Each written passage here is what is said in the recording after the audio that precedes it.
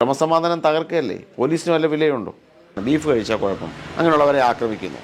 അതൊരു ഇതമായി വസ്ത്രധാരണം, തൊപ്പി വെച്ച് മതപരമായ ചിഹ്നം നിൽക്കുന്നു എന്നവരെ ആക്രമിക്കുന്ന ഒരു സാഹചര്യം, ഹിജാബ് വെക്കുന്നവരെ ആക്രമിക്കുന്നു, കന്യാസ്ത്രീകളുടെ ഡ്രസ്സ് ഇടുമ്പോൾ അവരെ സ്കൂളിൽ ചെല്ലുമ്പോൾ അവരെ ആക്രമിക്കുന്നു.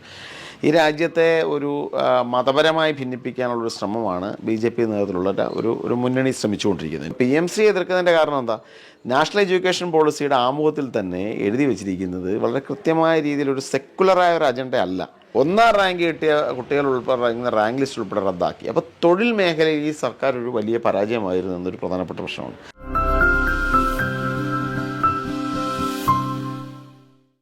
കേരളത്തിലെ കോൺഗ്രസിൻ്റെ യുവമുഖം, നിലപാടുകളിലൂടെ പലപ്പോഴും ശ്രദ്ധേയനായ വ്യക്തിത്വം ശ്രീ M. ലിജു ആണ് ഇന്ന് നമ്മളോടൊപ്പം ഉള്ളത്. നമസ്കാരം ശ്രീ M. ലിജു. നമസ്കാരം നിഖിൽ. അമ്പലപ്പുഴ മണ്ഡലം ഒരു ഇടത് കോട്ടയായി കഴിഞ്ഞ കുറച്ചു കാലമായി നിലനിൽക്കുന്ന ഒരു സ്ഥലമാണ്. എന്താണ് ഈ വർഷത്തെ ഒരു ട്രെൻഡ്? ഇപ്പോഴത്തെ ഇലക്ഷനെ അടുത്ത് വന്നിരിക്കുകയാണ്, കുറച്ച് ദിവസങ്ങളേ ഉള്ളൂ. എന്താണ് ഇപ്പോഴത്തെ ഒരു ട്രെൻഡ്? എന്താണ് താങ്കൾ ഗ്രൗണ്ട് റിയാലിറ്റിയായി മനസ്സിലാക്കുന്നത്? അമ്പലപ്പുഴ മാത്രമല്ല, ആലപ്പുഴ ജില്ലയിലെ നിയമസഭാ മണ്ഡലങ്ങൾ കഴിഞ്ഞ കുറേ കാലമായി വിജയിച്ചു വരുന്നത് CPM ആണ്. പക്ഷേ നമുക്ക് മനസ്സിലാക്കാൻ സാധിക്കുന്നു, ഇപ്പോൾ ലോക്കൽ ബോഡി ഇലക്ഷൻ കഴിഞ്ഞു. ലോക്കൽ ബോഡി ഇലക്ഷനിൽ ഈ നിയമസഭാ മണ്ഡലങ്ങളിലെല്ലാം തന്നെ UDFൻ്റെ വലിയ മുന്നേറ്റമാണുള്ളത്. ഇപ്പോൾ കഴിഞ്ഞ ലോക്കൽ ബോഡി ഇലക്ഷനിൽ അമ്പലപ്പുഴ നിയമസഭാ മണ്ഡലത്തിൽ കേവലം 11 അംഗങ്ങൾ മാത്രമായിരുന്നു UDFിനുണ്ടായിരുന്നത്. ഇപ്പോൾ അത് 50 പേരാണ്. അവിടെ ജില്ലാ പഞ്ചായത്ത്, ബ്ലോക്ക് പഞ്ചായത്ത്, ജില്ലാ പഞ്ചായത്ത് മെമ്പർ അവിടെ നിന്നും ജയിച്ചു, LDFിൻ്റെ കയ്യിലിരുന്ന. അതോടൊപ്പം ബ്ലോക്ക് പഞ്ചായത്തിൽ ഒരു സീറ്റ് മാത്രമായിരുന്നു UDFിനുണ്ടായിരുന്നത്. ഇപ്പോൾ അത് അവിടെ ഭരിക്കുന്നത് UDF ആണ്. ഒരു ഗ്രാമപഞ്ചായത്തും UDFിനുണ്ടായിരുന്നില്ല. അവിടെ 2 ഗ്രാമപഞ്ചായത്തുകൾ, പുന്നപ്ര തെക്ക് എന്ന ഇടതുപക്ഷ കോട്ട സമരഭൂമി നിൽക്കുന്ന പ്രദേശം ഉൾപ്പെടെ ഇന്ന് UDF ഭരണത്തിലാണ്, പുറക്കാട് പഞ്ചായത്ത്. അതോടൊപ്പം ആലപ്പുഴ നഗരസഭയും, അമ്പലപ്പുഴ നിയമസഭാ മണ്ഡലത്തിൻ്റെ ഭാഗമായിരിക്കുന്ന ആലപ്പുഴ നഗരസഭയും ഭരിക്കുന്നത് UDF ആണ്. അപ്പോൾ ഒരു വലിയ മാറ്റമുണ്ടായിട്ടുണ്ട്. UDFിന് അനുകൂലമായി ഒരു നല്ല മാറ്റം ജനങ്ങൾക്കിടയിൽ വളരെ കൃത്യമായി നമുക്ക് മനസ്സിലാക്കാൻ സാധിക്കുന്നുണ്ട്. ഇത്തവണ അമ്പലപ്പുഴ ഉൾപ്പെടെ ആലപ്പുഴ ജില്ലയിൽ നിരവധി നിയമസഭാ മണ്ഡലങ്ങൾ UDF ജയിക്കുമെന്ന ഉറച്ച പ്രതീക്ഷയാണ് ഞങ്ങൾക്കുള്ളത്. കേരളം മുഴുവൻ ഒരു ട്രെൻഡ് ഉണ്ട് UDFിന് അനുകൂലമായി എന്ന് പല സർവേകളും പറയുന്നുണ്ട്. പക്ഷേ അതൊക്കെ മാറ്റി നിർത്തുമ്പോഴും അമ്പലപ്പുഴയെ സ്പെസിഫിക് ആയിട്ട് എടുത്തു നോക്കിക്കഴിഞ്ഞാൽ ഇവിടുത്തെ രാഷ്ട്രീയം നമുക്കറിയാം, ഇടതുപക്ഷത്ത് തന്നെ 2 ചേരിയായി അല്ലെങ്കിൽ ചില എതിർസ്വരങ്ങളുള്ള ഒരു കാലഘട്ടമാണ്. Especially Shri G. സുധാകരൻ പാർട്ടിയോട് അല്പം വിട്ടുനിൽക്കുന്നു എന്ന് പറയപ്പെടുന്നു. അപ്പം ഈ ഒരു സാഹചര്യത്തിൽ സാഹചര്യം യഥാർത്ഥത്തിൽ UDFിന് എത്രത്തോളം അനുകൂലമായിരിക്കും? ശ്രീ G. സുധാകരൻ CPMൻ്റെ വളരെ മുതിർന്നൊരു നേതാവാണ്. വളരെ കേരള രാഷ്ട്രീയത്തിൽ തന്നെ തൻ്റേതായ സ്ഥാനം ഉള്ള ഒരു നേതാവാണ് അദ്ദേഹം കഴിഞ്ഞ കുറേ കാലമായി CPM നേതൃത്വത്തോട്, പ്രത്യേകിച്ച് ആലപ്പുഴയിലെ നേതൃത്വത്തോടും അമ്പലപ്പുഴയിലെ ലീഡർഷിപ്പിനോടും കൃത്യമായ അഭിപ്രായ വ്യത്യാസം പ്രകടിപ്പിച്ചാണ് മുന്നോട്ട് പോകുന്നത്. അപ്പോൾ അതിന് അദ്ദേഹത്തിൻ്റെ കാരണങ്ങളുണ്ട്. അപ്പോൾ അത് സ്വാഭാവികമായും ഞങ്ങളതിനെ കണക്കാക്കുന്നത് ഒരു രാഷ്ട്രീയ പാർട്ടിയുടെ ആഭ്യന്തര പ്രശ്നമായിട്ടാണ്. ഞങ്ങളതിൽ അഭിപ്രായം പറയുന്നതിൽ അർത്ഥമില്ല. അദ്ദേഹത്തിൻ്റെ അഭിപ്രായ വ്യത്യാസങ്ങൾ എന്താണ് എന്നുള്ളത് അദ്ദേഹം തന്നെയാണ് പ്രകടിപ്പിക്കേണ്ടത്. പക്ഷേ അദ്ദേഹം പൊതുവായി പ്രകടിപ്പിക്കുന്ന ചില അഭിപ്രായങ്ങൾ, അതായത് കേരളത്തിലെ CPMൽ ഉണ്ടായിക്കൊണ്ടിരിക്കുന്ന ക്രിമിനലൈസേഷൻ, അദ്ദേഹം എടുത്തു പറയുന്നൊരു വിഷയമാണ്. ആലപ്പുഴയിലെ CPM നേതൃത്വത്തിൽ നിരവധി ക്രിമിനലുകളുണ്ട്, പൊളിറ്റിക്കൽ ക്രിമിനലുകളുണ്ട്. ക്രിമിനലൈസേഷൻ വർദ്ധിച്ചിരിക്കുന്നു. അതോടൊപ്പം രാഷ്ട്രീയ ധാർമ്മികതയിൽ പ്രശ്നങ്ങളുണ്ടാകുന്നു.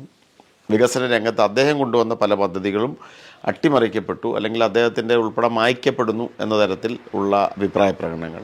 അപ്പോൾ അതൊക്കെ തന്നെ പ്രസക്തമാണ്. ഞങ്ങളതിനെ ആ തരത്തിൽ മാത്രമാണ് കാണുന്നത്. അദ്ദേഹം മുന്നോട്ട് വെക്കുന്ന പൊതുസമൂഹത്തിന് പ്രസക്തമായ കാര്യങ്ങളിൽ ഞങ്ങൾക്ക് യോജിക്കാവുന്ന കാര്യങ്ങൾ ഞങ്ങൾ യോജിക്കുന്നു. തിരഞ്ഞെടുപ്പ് എന്നത് ഞങ്ങൾ കണക്കാക്കുന്നത് തീർച്ചയായിട്ടും കേരളത്തിൽ ഇടതുപക്ഷ മുന്നണി സർക്കാരിനെതിരായി, ഈ ഗവൺമെൻറ്റിനെതിരായിട്ട് അതിശക്തമായ ജനവികാരമുണ്ട്. അതോടൊപ്പം തന്നെ അമ്പലപ്പുഴ നിയമസഭാ മണ്ഡലത്തിൽ കഴിഞ്ഞ 5 വർഷക്കാലം ശരിയായ രീതിയിൽ എന്ന് പറഞ്ഞാൽ ജനപ്രതിനിധികൾ ഫോക്കസ് ചെയ്യേണ്ട മേഖലകളിൽ വേണ്ടത്ര ശ്രദ്ധ ഉണ്ടായിട്ടില്ല എന്ന അഭിപ്രായക്കാരനാണ് ഞാൻ. അങ്ങനെയാണ് പൊതു അഭിപ്രായം എന്നാണ് ഞങ്ങൾ കരുതുന്നത്. അമ്പലപ്പുഴ നിയമസഭാ മണ്ഡലത്തിലെ ഏറ്റവും പ്രധാനപ്പെട്ട ഒരു മേഖലയായ തീരദേശ മേഖല സമ്പൂർണ്ണമായി അവഗണിക്കപ്പെട്ടു. അമ്പലപ്പുഴ ഇന്നിപ്പോൾ കരിമണൽ ഖനനത്തിൻ്റെ ഒരു കേന്ദ്രമാണ്. അത് എന്നേ അവസാനിപ്പിക്കേണ്ട ഒരു കാര്യമാണ്. പക്ഷേ നിലവിലുള്ള ജനപ്രതിനിധി ഉൾപ്പെടെ അതിനെ പ്രോത്സാഹിപ്പിക്കുന്ന സമീപനമാണ് നമുക്ക് കാണാൻ സാധിക്കുന്നത്. തോട്ടപ്പള്ളി ഹാർബർ വേണ്ടത്ര വികസനം ഒരു തരത്തിലും ഉണ്ടായിട്ടില്ല. ബജറ്റിലൊക്കെ പ്രഖ്യാപനങ്ങൾ വരുന്നു എന്നതിനപ്പുറത്ത് അവിടെ ഒരു കാര്യക്ഷമമായ പ്രവർത്തനം ഉണ്ടായില്ല. ആലപ്പുഴ മെഡിക്കൽ കോളേജ് ഏറ്റവും ഈ ജില്ലയിലെ തന്നെ രോഗികൾക്ക് ഏറ്റവും ആശാകേന്ദ്രമാകേണ്ട മെഡിക്കൽ കോളേജിൽ നിന്ന് വലിയ പ്രതിസന്ധികൾ നേരിടുകയാണ്. അവിടെയാണ് 5 വർഷങ്ങൾക്ക് മുമ്പ് ശസ്ത്രക്രിയക്കിടയിൽ ഒരു ശസ്ത്രക്രിയ ഉപകരണം വയറ്റിൽ ഉപേക്ഷിക്കപ്പെട്ട ഉഷ ജോസഫിനെ പോലെയുള്ള ആളുകളുടെ അനുഭവങ്ങൾ അവിടെയാണ് ഉണ്ടാകുന്നത്. ഗർഭിണികൾ മരിക്കുന്നു, നവജാത ശിശുക്കൾ മരിക്കുന്നു. മെഡിക്കൽ കോളേജിലേക്കുള്ള പ്രവേശന കവാടം തന്നെ തകർന്നു കിടന്നിട്ട് വർഷങ്ങളായി. അതൊന്ന് ശരിയാക്കണമെന്ന് പറഞ്ഞിട്ട് അതുപോലും പരിഹരിക്കാൻ സാധിക്കുന്നില്ല. ബെഡില്ല, ആശുപത്രി കിടക്കയില്ല എന്നതാണ് സത്യം. ഗുരുതരമായ അപകടങ്ങൾ പറ്റിയെത്തുന്ന ആളുകളെ സംബന്ധിച്ച് അവിടെ ചികിത്സ ലഭ്യമാകുന്ന സാഹചര്യം വളരെ കുറവാണ്.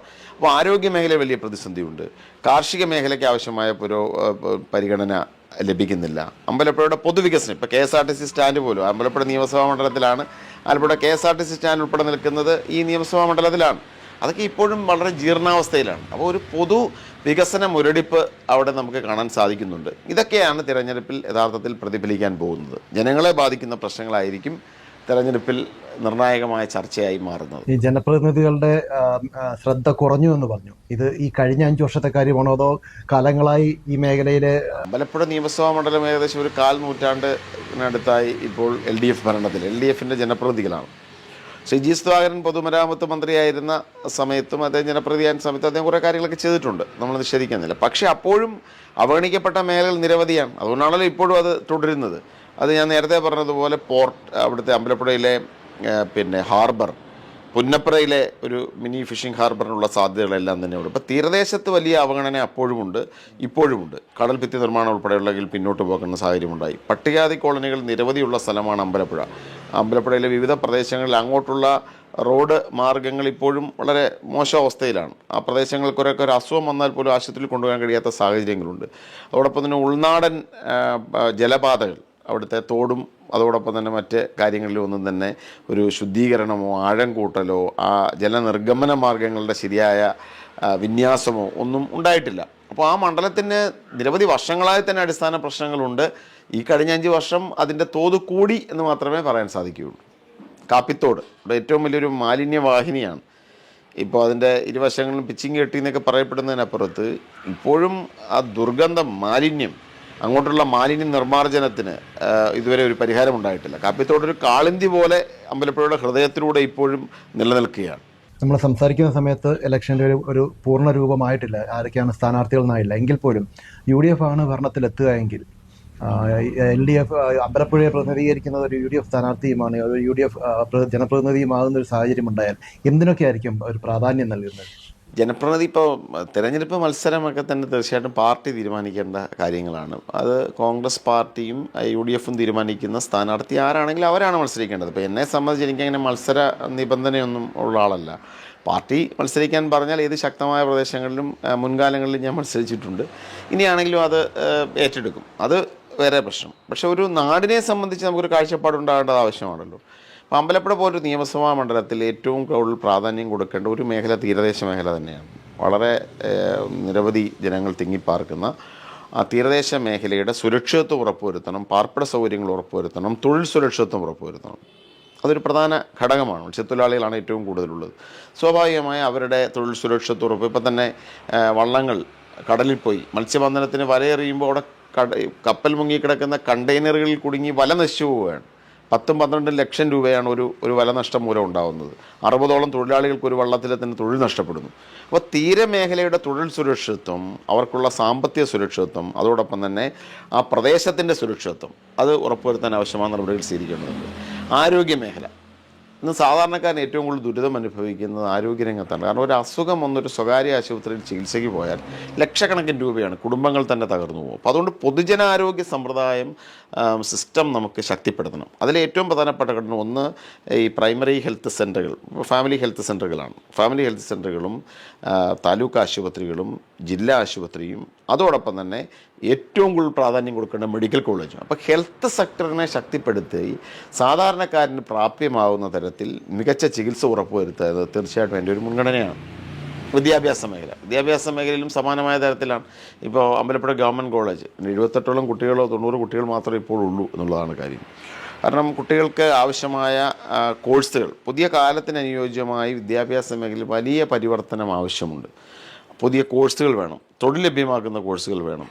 അതോടൊപ്പം തന്നെ സ്കൂളുകളുടെ നിലവാരം ഉയർത്തണം. അവിടെയും പുതിയ ഇപ്പോൾ കാലഘട്ടത്തിലാണ്, ആർട്ടിഫിഷ്യൽ ഇൻ്റലിജൻസിൻ്റെ കാലഘട്ടത്തിലൂടെ കടന്നു പോവുകയാണ്. അപ്പോൾ പുതിയ കുട്ടികളെ സംബന്ധിച്ച് അവർക്ക് ആവശ്യമായ പുതിയ കാലത്തിന് അനുയോജ്യമായ വിദ്യാഭ്യാസത്തെ കൊണ്ടുവരാൻ കൃത്യമായ ശ്രമങ്ങൾ ഉണ്ടാകണം. അത് കതിരിൽ വളം വെച്ചിട്ട് കാര്യമില്ല, ചെറുപ്പം മുതൽ തന്നെ ആരംഭിക്കണം. അതുകൊണ്ട് ഏറ്റവും മികച്ച അംഗൻവാടികളിൽ നിന്ന് തന്നെ തുടങ്ങണമെന്നാണ് എൻ്റെ അഭിപ്രായം. മികച്ച തരത്തിലുള്ള സ്മാർട്ട് അംഗൻവാടികൾ, അടിസ്ഥാനപരമായ വിദ്യാഭ്യാസത്തിന് തുടക്കം അവിടെ ഉണ്ടാകണം. കാരണം സാധാരണക്കാരൻ്റെ മക്കൾ അവിടെയാണ് പഠിക്കുന്നത്. മികച്ച പ്രൈമറി സ്കൂളുകൾ, ഹൈസ്കൂളുകൾ, ഹയർ സെക്കൻഡറി സ്കൂളുകൾ, മികച്ച കോളേജുകൾ, ഉന്നത വിദ്യാഭ്യാസത്തിനുള്ള സൗകര്യങ്ങൾ, സിവിൽ സർവീസ് ഉൾപ്പെടെയുള്ള കാര്യങ്ങൾക്കുള്ള പരിശീലന കേന്ദ്രങ്ങൾ, അത്തരത്തിൽ പുതിയ കാലഘട്ടത്തിനനുസൃതമായി AI ഉൾപ്പെടെയുള്ള ആധുനിക സാങ്കേതികവിദ്യയുമായുള്ള പരിശീലന കേന്ദ്രങ്ങൾ, ഇതൊക്കെ തീർച്ചയായിട്ടും ഉയർന്നു വരണം.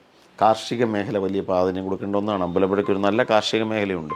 തീർച്ചയായിട്ടും ആ കാർഷിക മേഖലയിലേക്ക് എത്തുന്ന വലിയ തരത്തിൽ നെല്ല് സംഭരണം ഉൾപ്പെടെ 2 കർഷക ആത്മഹത്യകൾ നടന്നത് ആ പ്രദേശത്താണ്. കർഷകർക്ക് ആവശ്യമായ പിന്തുണ നൽകണം. അവരുടെ നെല്ല് സംഭരണം ഉൾപ്പെടെയുള്ള കാര്യങ്ങൾക്ക് ഫലപ്രദമായ സംവിധാനങ്ങളുണ്ടാകണം. നെല്ല് സംഭരിക്കാൻ, ഈ കൊയ്ത്തെടുത്ത് കഴിഞ്ഞാൽ വരമ്പതിടുന്നൊരവസ്ഥയ്ക്ക് പകരം സംഭരിക്കാനുള്ള റിസർവെയറുകൾ വേണം. അത് അരിയായി പരിവർത്തനം ചെയ്യുന്ന റൈസ് മില്ലുകൾക്ക് വലിയ സാധ്യതയുള്ളൊരു പ്രദേശമാണ് യഥാർത്ഥത്തിൽ അമ്പലപ്പുഴ. അപ്പോൾ അത്തരത്തിൽ കാർഷിക മേഖലയെ ശക്തിപ്പെടുത്തണം. പിന്നോക്ക പ്രദേശങ്ങൾ, ഞാൻ നേരത്തെ പറഞ്ഞ പട്ടികജാതി കോളനികൾ നിരവധിയുള്ള പ്രദേശമാണ് അമ്പലപ്പുഴ. അവിടേക്കുള്ള റോഡ് സൗകര്യങ്ങൾ, ഞാൻ കഴിഞ്ഞ ദിവസം ഒരു മരണ വീട്ടിൽ ചെന്നപ്പോൾ തകർന്നു കിടക്കുന്ന വീടുകളാണ്. 4 ലക്ഷം രൂപ എന്നുള്ള ഇതുകൊണ്ട് അവർക്ക് വീട് വെക്കാൻ സാധിക്കുന്നില്ല. കാരണം അങ്ങോട്ട് എത്തിച്ചെല്ലണമെങ്കിൽ തന്നെ കൂലിച്ചെലവ് തന്നെ വളരെ വളരെ കൂടുതലാണ്. അപ്പം കൊണ്ട് നല്ല റോഡ് സംവിധാനങ്ങൾ ഉണ്ടാകേണ്ടതുണ്ട്. ഭവന നിർമ്മാണ പദ്ധതികൾ കൂടുതൽ ശക്തിപ്പെടേണ്ടതുണ്ട്. എന്ന് പറഞ്ഞാൽ കൂടുതൽ സഹായം, പ്രത്യേകമായ ഭവന നിർമ്മാണ പദ്ധതികൾ പ്രദേശത്തിനനുസരിച്ച് കൂടുതൽ ധനസഹായങ്ങൾ നമുക്ക് നൽകേണ്ടതുണ്ട്. അവിടുത്തെ കുഞ്ഞുങ്ങൾക്ക് ആവശ്യമായ സ്കോളർഷിപ്പുകൾ, അവർക്കാവശ്യമായ കൂടുതൽ വിദ്യാഭ്യാസ സൗകര്യങ്ങൾ, അങ്ങോട്ടുള്ള വൈദ്യുതിയുടെ മുടക്കാതെയുള്ള വൈദ്യുതി കണക്ഷനുകൾ, പുതിയ ടെക്നോളജിയുമായിട്ട് അവരെ പരിചയപ്പെടുത്താനുള്ള സംവിധാനങ്ങൾ. അപ്പോൾ എൻ്റെ ഒരു ഫോക്കസ് ഏരിയ തന്നെ യഥാർത്ഥത്തിൽ മനസ്സിൽ ചിന്തിക്കുമ്പോൾ ഈ പട്ടികജാതി വിഭാഗങ്ങൾ തിങ്ങിപ്പാർക്കുന്ന പിന്നോക്ക ജനവിഭാഗങ്ങൾ നിൽക്കുന്ന പ്രദേശങ്ങൾക്ക് വലിയ ഒരു ഫോക്കസ് കൊടുക്കേണ്ടതുണ്ട്. പിന്നെ അമ്പലപ്പുഴയുടെ സാധ്യതകൾ, അത് ആത്മീയ കേന്ദ്രങ്ങൾ കൂടിയാണ്. എല്ലാ തരത്തിലുള്ള അമ്പലപ്പുഴ ശ്രീകൃഷ്ണസ്വാമി ക്ഷേത്രമുണ്ട്, ഇപ്പോൾ പുറക്കാട് പള്ളി ഉൾപ്പെടെയുള്ള കേന്ദ്രങ്ങളുണ്ട്. ആലപ്പുഴ നഗരത്തിലെ തന്നെ വളരെ പ്രശസ്തമായ മുസ്ലിം ദേവാലയങ്ങളുണ്ട്, ക്രൈസ്തവ ദേവാലയങ്ങളുണ്ട്. അപ്പോൾ ഒരു ആത്മീയതയ്ക്കും അതിനുള്ള സാധ്യതകളുണ്ട്. അതോടൊപ്പം ടൂറിസം സാധ്യതകൾ വളരെയധികം ഉള്ള മണ്ഡലമാണ്. അപ്പോൾ എല്ലാം ഉൾക്കൊള്ളുന്ന ഒരു സമഗ്രമായ ഒരു വികസന പദ്ധതി തന്നെ തീർച്ചയായിട്ടും അമ്പലപ്പുഴയ്ക്ക് ഉണ്ടാകേണ്ടതുണ്ട്. അത് ചെയ്യാൻ സാധിക്കുമെന്ന പ്രതീക്ഷയാണ് എനിക്കുള്ളത്. ഈ കഴിഞ്ഞ 10 വർഷം ഇടതുപക്ഷ ഗവൺമെൻറ് യഥാർത്ഥത്തിൽ ശ്രദ്ധ കേന്ദ്രീകരിച്ചെന്ന് അവർ അവകാശപ്പെടുന്ന, അല്ല അവരുടെ പരസ്യങ്ങളിൽ പറയുന്ന ചില മേഖലകളിലൊന്നാണ് ഹെൽത്ത്, മറ്റൊന്നാണ് എഡ്യൂക്കേഷൻ. അപ്പം ഹെൽത്തിൽ അവർ പ്രത്യേകം എടുത്തു പറയുന്നത് ഈ പറഞ്ഞ പ്രാഥമിക ആരോഗ്യ കേന്ദ്രങ്ങൾ ഹൈടെക് ആക്കി, ജില്ലാ ആശുപത്രികൾ വലുതാക്കി, ആലപ്പുഴ മെഡിക്കൽ കോളേജിനെ കുറിച്ച് എടുത്തു പറയുന്നതിലെ പോലും പല മെഡിക്കൽ കോളേജുകളും വികസിപ്പിച്ചു എന്നൊക്കെ പറയുന്നു. സ്പെഷ്യലി ആലപ്പുഴയിൽ മരുന്ന് നിർമ്മാണ യൂണിറ്റ് പ്രവർത്തിക്കാൻ തുടങ്ങുന്നു. അപ്പം ഇത്തരമൊരു വികസനം നടക്കുമ്പം എന്നിട്ടും താങ്കൾ പറഞ്ഞത് കേൾക്കുമ്പോൾ ആലപ്പുഴ മെഡിക്കൽ കോളേജ് ഇപ്പോഴും വളരെ ഒരു ഒറ്റപ്പെട്ട സംഭവം, ഒരു വിഷയം ഇപ്പോൾ ഉണ്ടായി എന്നുള്ളതല്ലാതെ അങ്ങനെ അടച്ചാക്ഷേപിക്കാവുന്ന തരത്തിലൊരു പ്രശ്നം ആലപ്പുഴ മെഡിക്കൽ കോളേജിനുണ്ടോ? ആലപ്പുഴ മെഡിക്കൽ കോളേജിന് ഒത്തിരി മുന്നോട്ട് പോകാനുണ്ട്. ഞാൻ നേരത്തെ പറഞ്ഞല്ലോ, ആ മെഡിക്കൽ കോളേജിലേക്കുള്ള പ്രവേശനം തന്നെ റോഡുകൾ തകർന്ന് നിൽക്കുന്ന ഒരു അവസ്ഥയിലാണ്. അവിടെ കെട്ടിടങ്ങൾ ഉയർന്നു വന്നെങ്കിലും അവിടെ യഥാർത്ഥം ഇപ്പോൾ KC വേണുഗോപാൽ കേന്ദ്രാവിഷ്കൃത പദ്ധതി 150 കോടി രൂപ ഉപയോഗിച്ച് സൂപ്പർ സ്പെഷ്യാലിറ്റി ബിൽഡിംഗ് ഉണ്ടായി. അവിടെ ഒരു നല്ല കാർഡിയോളജി ഡിപ്പാർട്ട്മെൻറ്റ് പ്രവർത്തിക്കുന്നുണ്ട്. പക്ഷേ കിടക്കാൻ ICUവിലാകെ 10-15 ബെഡുകളാണുള്ളത്. ന്യൂറോളജി ഡിപ്പാർട്ട്മെൻറ്റിൻ്റെ സ്ഥിതി ഏതാണ്? ഇപ്പം നമ്മളവിടെ മെഡിക്കൽ കോളേജിലെ ജനറൽ വാർഡുകളിലേക്ക് ചെന്ന് കഴിഞ്ഞാൽ മനുഷ്യർ നിലത്ത് കിടക്കുകയാണ്, കിടക്കാൻ പൂർണ്ണമായ സൗകര്യങ്ങളില്ല. അപ്പോൾ അടിസ്ഥാനപരമായി നേരത്തെ പറഞ്ഞതുപോലെ ICU യൂണിറ്റിലെ തന്നെ ബെഡുകൾ വർദ്ധിക്കണം, സൗകര്യങ്ങൾ വർദ്ധിക്കണം, കിടത്താനുള്ള സൗകര്യങ്ങൾ, ആളുകൾക്ക് രോഗികളെ കിടക്കാനുള്ള സൗകര്യം വർദ്ധിക്കണം, ശുചിത്വം വർദ്ധിക്കണം, ഡോക്ടർമാരുടെ എണ്ണം വർദ്ധിപ്പിക്കണം. ഇപ്പം തന്നെ നമുക്കൊരു ഗുരുതരമായ ഒരു അപകടമുണ്ടായി, അവിടെ കാഷ്വാലിറ്റി ചെന്ന ജൂനിയർ ഡോക്ടേഴ്സിനെ നമുക്ക് കാണാൻ സാധിക്കുന്നുള്ളൂ. അവിടെ ചിലപ്പോൾ വലിയ തിരക്ക് കാരണം അവിടെ കിടന്നു പോകും. അപ്പോൾ മികച്ച ഡോക്ടർമാർ, കൂടുതൽ മികച്ച നേഴ്സിംഗ് സ്റ്റാഫ്, ഓപ്പറേഷൻ തിയേറ്ററുകൾ ഉൾപ്പെടെ കൂടുതൽ ആധുനികമാകണം, പുതിയ ബെഡുകൾ വരണം. ന്യൂറോളജി ഡിപ്പാർട്ട്മെൻറ്റും ഹൃദയ ചികിത്സാ വിഭാഗവും നെഫ്രോളജി ഡിപ്പാർട്ട്മെൻറ്റും ഗൈനക്കോളജി സെക്ഷനിലുമൊക്കെ തന്നെ കൂടുതൽ മികച്ച സൗകര്യങ്ങൾ അവിടെ ആവശ്യമുണ്ട്. അപ്പോൾ ആലപ്പുഴ മെഡിക്കൽ കോളേജ് ഇനിയും നിരവധി വികസന സാധ്യതകളുണ്ട്. ഇപ്പോൾ ഉണ്ടാകുന്നൊരു പ്രശ്നം, കെട്ടിടങ്ങൾ ഉണ്ടാകുന്നതിനപ്പുറത്ത് ചികിത്സാ സൗകര്യങ്ങൾ ഉണ്ടാകുന്നില്ല. അതുകൊണ്ടാണല്ലോ സാധാരണക്കാരൻ നമുക്ക് സ്വകാര്യ ആശുപത്രികളിലെ ഇപ്പോൾ ആളുകളുടെ അഡ്മിഷൻ എത്രമാത്രം വർദ്ധിക്കുന്നു. എന്തുകൊണ്ടാണ്? അപ്പോൾ നമ്മുടെ മെഡിക്കൽ കോളേജുകൾ അതിനുള്ള സൗകര്യം ഉണ്ടെന്നുണ്ടെങ്കിൽ അങ്ങോട്ട് പോകില്ലല്ലോ. പ്രൈമറി ഹെൽത്ത് സെൻ്ററുകൾ യഥാർത്ഥത്തിൽ എൻ്റെ ഒരു കാഴ്ചപ്പാടിൽ ആരോഗ്യ മേഖല ഏറ്റവും കൂടുതൽ ശക്തിപ്പെടേണ്ട ഒന്ന് നമ്മുടെ ഏറ്റവും ഫസ്റ്റ് പ്രൈമറി നെറ്റ്വർക്കാണ്. ഇപ്പോൾ നേരത്തെ PHCs എന്ന് പറയുന്നത് ഇപ്പോൾ ഫാമിലി ഹെൽത്ത് സെൻ്ററുകളാണ്.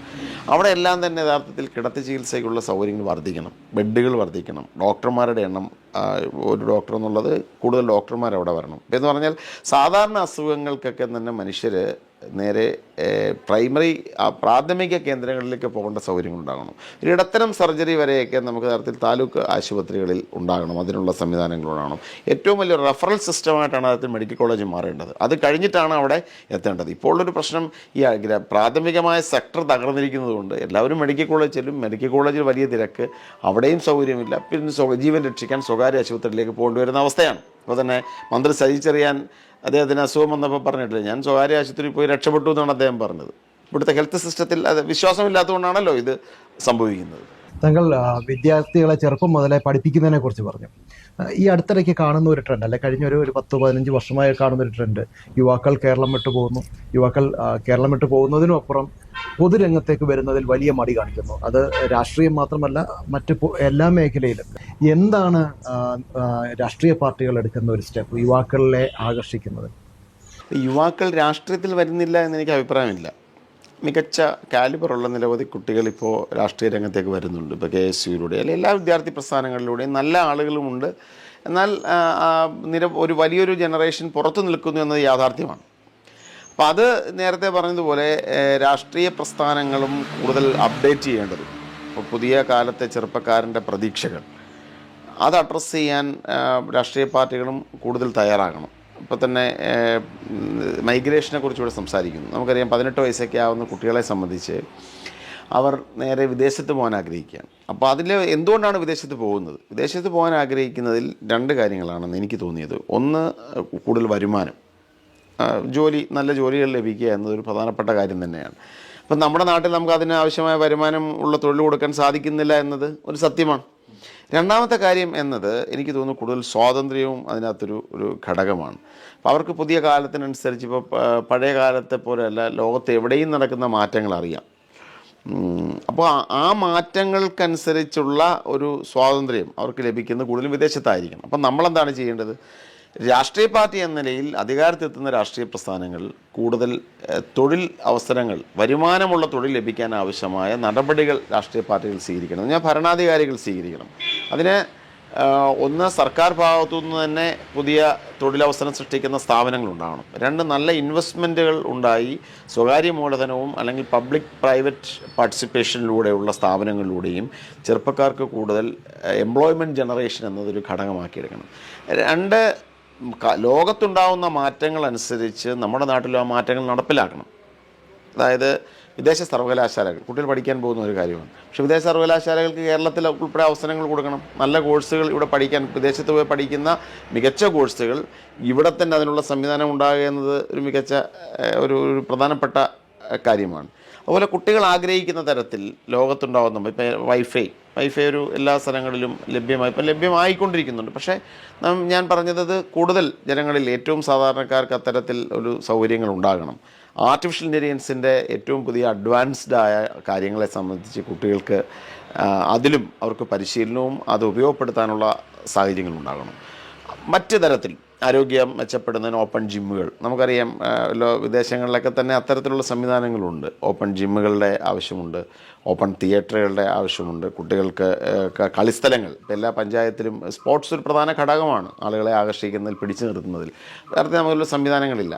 കല മാറിക്കൊണ്ടിരിക്കുന്ന. പക്ഷേ ഇതൊക്കെയാണോ യഥാർത്ഥത്തിൽ കുട്ടികൾ രാഷ്ട്രീയത്തിലേക്കോ അല്ലെ പൊതുരംഗത്തേക്കോ വരാതിരിക്കുന്നത്? രാഷ്ട്രീയത്തിലേക്ക് വരെ നേരത്തെ ഞാൻ പറഞ്ഞല്ലോ. അപ്പോൾ അതൊരു ചിലപ്പോൾ അതൊരു ട്രസ്റ്റ് ഡെഫിസിറ്റ് കൊണ്ടായിരിക്കാം. എന്ന് പറഞ്ഞാൽ ഒരു വിശ്വാസരാഹിത്യം. രാഷ്ട്രീയ പ്രവർത്തനത്തെ സംബന്ധിച്ച് ഇപ്പോഴും പല ചെറുപ്പക്കാർക്കുമുള്ളൊരു പ്രധാനപ്പെട്ട ധാരണ എന്നത് അതൊരു അഴിമതിയുടെ കേന്ദ്രമാണ്, ഒരു മോശപ്പെട്ട കാര്യമാണ് രാഷ്ട്രീയം എന്നൊരു ചിന്തയുണ്ട്. യഥാർത്ഥത്തിൽ ഒരു നാടിനെ രൂപപ്പെടുത്തുന്നത് രാഷ്ട്രീയമാണ്. ഒരു നാടിൻ്റെ പോളിസീസ് എന്താണെങ്കിലും ഒരു ജനാധിപത്യ രാജ്യത്തെ രൂപപ്പെടുത്തുന്ന രാഷ്ട്രീയ പാർട്ടികളും അതിന് നേതൃത്വം കൊടുക്കുന്നവരുമാണല്ലോ. അപ്പോൾ കുട്ടികളെ സംബന്ധിച്ച് അത്തരത്തിൽ യഥാർത്ഥത്തിൽ ആ ഒരു സാമൂഹ്യ ബോധം കൂടുതൽ ഉണ്ടാകേണ്ടതുണ്ട്.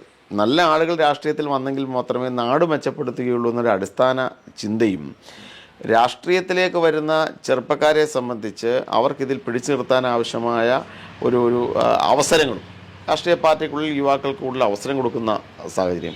മൂന്നാമത്തെ ഒരു പ്രധാനപ്പെട്ട കാര്യം ഞാൻ പറഞ്ഞതുപോലെ ഉയർന്ന ധാർമ്മികത രാഷ്ട്രീയ നേതൃത്വവും പുലർത്തേണ്ടതുണ്ട്.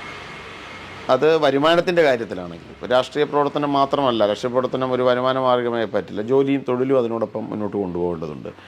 അതോടൊപ്പം തന്നെ വിഷയങ്ങളിലെടുക്കേണ്ട തീരുമാനം, ഇപ്പോൾ അഴിമതിയെ ഒഴിപ്പിച്ച് നിർത്തുക, കുറേ കൂടി പിന്നെ സത്യസന്ധമായ കാപട്യം കുറച്ചുകൊണ്ടുള്ള സത്യസന്ധമായ ഇടപെടൽ, മികച്ച കാഴ്ചപ്പാടുകൾ, ആശയങ്ങൾ വ്യക്തമാക്കുക എന്നത്. ഒരു നാടിനെ നയിക്കേണ്ട രാഷ്ട്രീയ പ്രവർത്തകൻ മികച്ച ആശയങ്ങളുള്ളവരായിരിക്കണം, നാട്ടിൽ മാറ്റങ്ങൾ ഉണ്ടാകേണ്ടതായിരിക്കണം. അപ്പോൾ അത്തരത്തിലുള്ള ട്രാൻസ്ഫോർമേഷൻ രാഷ്ട്രീയ പാർട്ടികളിലും ഉണ്ടാകേണ്ടതുണ്ട് എന്നാണ് ഞാൻ കരുതുന്നത്. അപ്പോൾ ചെറുപ്പക്കാർ കൂടുതൽ ഇതിലേക്ക് കടന്നു വരും. യൂത്ത് കോൺഗ്രസിനെ നയിച്ചിട്ടുള്ള നേതൃത്വത്തിലുണ്ടായിരുന്ന ഒരു വ്യക്തി എന്ന നിലയിൽ താങ്കൾ എങ്ങനെയാണ് ഇന്നത്തെ യുവജന പ്രസ്ഥാനങ്ങളെ അല്ലെങ്കിൽ സ്റ്റുഡൻസ് യൂണിയനുകളെ വിലയിരുത്തുന്നത്? എങ്ങനെയാണ് അവരുടെ ഒരു പ്രവർത്തനത്തെ ഇപ്പോൾ കാണുന്നത്? വിദ്യാർത്ഥി പ്രസ്ഥാനങ്ങളിലും യുവജന പ്രസ്ഥാനങ്ങളും അത് നമുക്ക് അവരുടെ പ്രവർത്തനം മോശമാണെന്നൊരിക്കലും വിലയിരുത്താൻ സാധ്യമല്ല. മികച്ച ചെറുപ്പക്കാർ എല്ലാ രാഷ്ട്രീയ പ്രസ്ഥാനങ്ങളിലെയും മികച്ച യുവജന നേതാക്കന്മാരുണ്ട്. ഇപ്പോൾ കാലത്തിനനുസൃതമായി അവർ ഇപ്പം 15 വർഷം മുമ്പുള്ള ഒരു സമരരീതിയോ പ്രവർത്തന ശൈലിയോ അല്ല ഇന്നുള്ളത്. അപ്പോൾ അന്നത്തെ കാലഘട്ടത്തിൽ നവമാധ്യമങ്ങൾ ഇത്രമാത്രം പ്രചാരത്തിലില്ല. പ്രിൻ്റ് മീഡിയയും അല്ലെങ്കിൽ വിഷ്വൽ മീഡിയയും മാത്രമേ ഉള്ളൂ. ഇപ്പോൾ സോഷ്യൽ മീഡിയയുടെ ഒരു കാലഘട്ടമാണ്. അപ്പോൾ സ്വാഭാവികമായിട്ട് അവരവരുടെ പ്രവർത്തന ശൈലി അവർക്ക് അത്തരത്തിൽ അവർ കാലാനുസൃതമായ ഒരു മാറ്റം വരുത്തിയിട്ടുണ്ട്. അപ്പോൾ അതിനെ നമ്മളത് റീൽസ് പൊളിറ്റിക്സ് എന്ന് പറയുന്നതൊന്നും ആക്ഷേപിക്കുന്നൊന്നും കാര്യമില്ല. അതും ഇതിൻ്റെ ഭാഗമാണ്. അവർ നടത്തുന്ന പ്രവർത്തനങ്ങളെ അവർ പ്രചരണപരമായി അവർ കൂടുതൽ കാര്യങ്ങൾ ചെയ്യുന്നുണ്ട്. അതോടൊപ്പം തന്നെ വിഷയങ്ങളെ കൂടുതൽ നവമാധ്യമങ്ങളിലൂടെ കൂടുതൽ ജനങ്ങളിലെത്തിക്കാൻ ശ്രമിക്കുന്നുണ്ട്. അപ്പോൾ കാലത്തിനനുസരിച്ച് യുവരാഷ്ട്രീയ പ്രസ്ഥാനങ്ങൾ അവരുടെ പ്രവർത്തന ശൈലിയിൽ മാറ്റമുണ്ടാക്കിയിട്ടുണ്ട്. ഞാനതിനെ മോശമായി കണക്കാക്കുന്നില്ല. ശ്രീ രാഹുൽ ഗാന്ധി മുൻപ് പറഞ്ഞിട്ടുണ്ട്, വെറുപ്പിൻ്റെ കടയടച്ച് സ്നേഹത്തിൻ്റെ കട തുടങ്ങണം. അദ്ദേഹത്തിൻ്റെ ആശയം പലപ്പോഴും അതുമായി ചേർന്ന് നിൽക്കുന്നതാണ്. അദ്ദേഹം കേരളത്തിലെ നേതാക്കളുമായിട്ട് അതേ സന്ദേശം തന്നെ ആയിരിക്കും സ്വാഭാവികമായി നൽകുന്നത്. എത്രത്തോളം അത് പ്രാവർത്തികമാകുന്നുണ്ട് കേരളത്തിലെ പ്രത്യേകിച്ച് കോൺഗ്രസ് രാഷ്ട്രീയത്തിൽ? അദ്ദേഹം വെറുപ്പിൻ്റെ രാഷ്ട്രീയം മാറ്റിവെക്കണം എന്ന് പറഞ്ഞതിൻ്റെ ഒരു പ്രധാനപ്പെട്ട കാര്യം തന്നെ നമ്മുടെ രാജ്യത്ത് നിന്ന് നടന്നുകൊണ്ടിരിക്കുന്ന ഒരു ഭരണ സംവിധാനത്തിൻ്റെയും ഭരിക്കുന്ന രാഷ്ട്രീയ പാർട്ടിയുടെയും പ്രവർത്തന ശൈലിയെ കൂടി മുന്നിൽ കണ്ടുകൊണ്ടാണ്. അപ്പോൾ അവരെ സംബന്ധിച്ച് അവർ ബ്രിട്ടീഷുകാരുടെ ഒരു പോളിസിയാണ് ഡിവൈഡ് ആൻഡ് റൂൾ. ഈ രാജ്യത്തെ ഒരു മതപരമായി ഭിന്നിപ്പിക്കാനുള്ളൊരു ശ്രമമാണ് BJP നേതൃത്വത്തിലുള്ള ഒരു മുന്നണി ശ്രമിച്ചുകൊണ്ടിരിക്കുന്നത്. ന്യൂനപക്ഷങ്ങളെ ശത്രുപക്ഷത്ത് നിർത്തിക്കൊണ്ടുള്ള ഒരു കാര്യം. അതിനുവേണ്ടി അവർ നിരവധി മാർഗ്ഗങ്ങൾ ഉപയോഗിക്കുന്നുണ്ട്. ഇപ്പോൾ ഭക്ഷണത്തെ ഒരു വെറുപ്പിൻ്റെ മാർഗ്ഗമായി നിൽക്കുന്നു. ഇപ്പോൾ മാംസം കഴിക്കുന്നവർ കുഴപ്പക്കാരാണ്, ബീഫ് കഴിച്ചാൽ കുഴപ്പം, അങ്ങനെയുള്ളവരെ ആക്രമിക്കുന്നു. അതൊരു ഇതമായി വസ്ത്രധാരണം, തൊപ്പി വെച്ച് മതപരമായ ചിഹ്നം നീക്കുന്നവരെ ആക്രമിക്കുന്ന ഒരു സാഹചര്യം, ഹിജാബ് വെക്കുന്നവരെ ആക്രമിക്കുന്നു, കന്യാസ്ത്രീകളുടെ ഡ്രസ്സ് ഇടുമ്പോൾ അവരെ സ്കൂളിൽ ചെല്ലുമ്പോൾ അവരെ ആക്രമിക്കുന്നു.